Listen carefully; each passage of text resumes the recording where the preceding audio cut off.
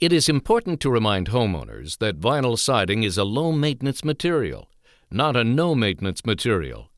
The distinction is critical if you want to ensure complete customer satisfaction. As with any material exposed to weather and atmospheric pollutants, vinyl will get dirty. Fingerprints, rain-splattered dirt, and airborne grime will begin to show after time. Areas under eaves, which aren't exposed to rain and sunshine, often become a breeding ground for mold and mildew. To keep vinyl siding looking like new, homeowners should wash the siding with soapy water once a year. Tell homeowners to work from the bottom up to get the best results, and to rinse the siding thoroughly. This approach prevents streaking. For specific stain removal solutions, consult the maintenance instructions. What happens when a Cedar Impressions panel needs to be repaired? You don't have to pull down a big section of siding to make the replacement. A repair kit makes removing and replacing a damaged shingle panel much easier. Each kit contains 6 cam clips and 6 snap rivets, more than enough to change one panel. The tools you'll need are a hammer, undersill knife, chisel, circular saw, and a wonder bar or roof snake bar. The first step is to mark the damaged panel to be removed.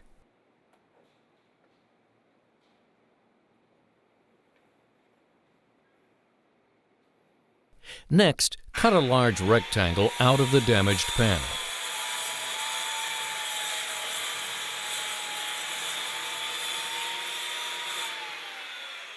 Then, cut through the sides of the panel to remove the lower half. Next, pry the nails out of the nail hem of the damaged panel. Push up on the panel to unhook it and pull it down to remove it.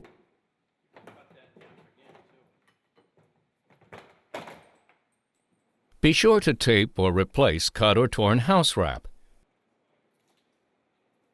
Now we'll prepare the new panel.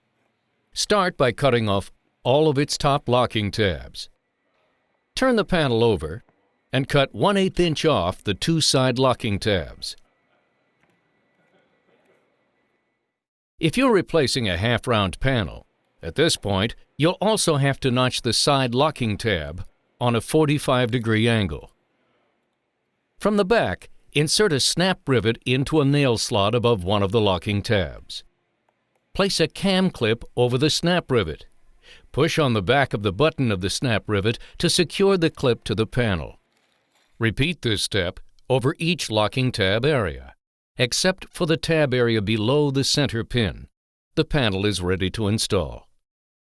If you are working with a half-round panel, the specific location of the cam clips is important. Please read the directions in the kit. Slide the left side of the new panel into the side locking tabs. It may help prior to replacing the panel to prop out the upper panel with an undriven siding nail. As you raise the new panel into position, be sure the bottom lip of the panel engages the locking tabs on the panel below. Use your bar to lift up the panel above the one you're installing, far enough to place nails into the old nail holes. Then use the wonder bar or roof snake bar to drive the nails in by placing the bar on the nail head and hitting the bar with your hammer. Be sure the plastic tabs that are attached to the cam clips are all visible. Apply pressure to the top panel. Then pull down on the cam cords. You should feel resistance as the cam clip engages the lip of the panel above it. Finally, cut off the cam cords. There, the new panel is installed.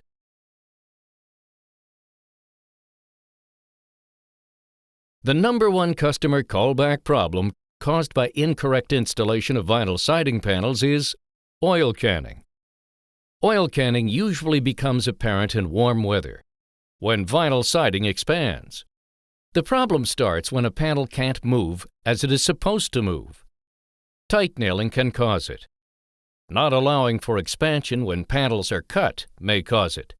Fasteners used to attach shutters, lights, or downspouts may restrict the movement of the expanding vinyl. Incorrectly lapped panels can remain locked in place and produce oil canning during expansion.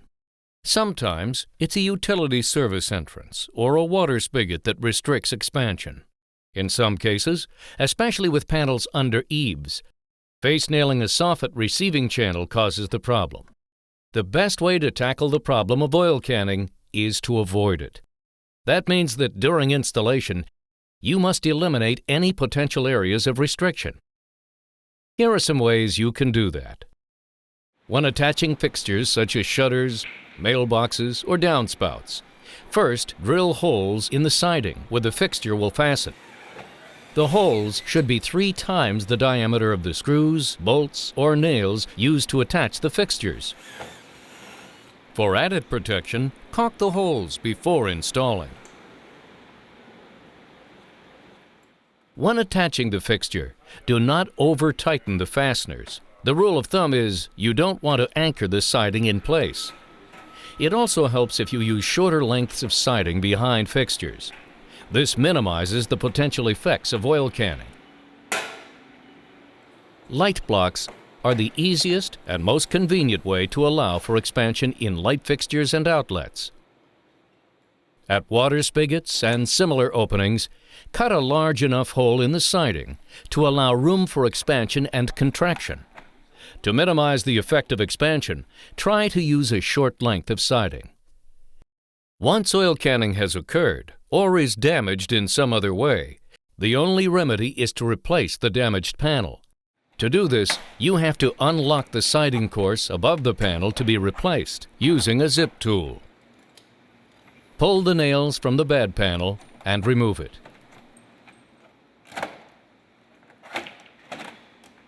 Lock the new panel in place.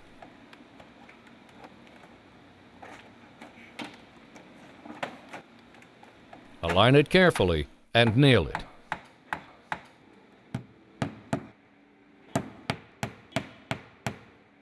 Then lock the upper course into the replaced panel using a zip tool.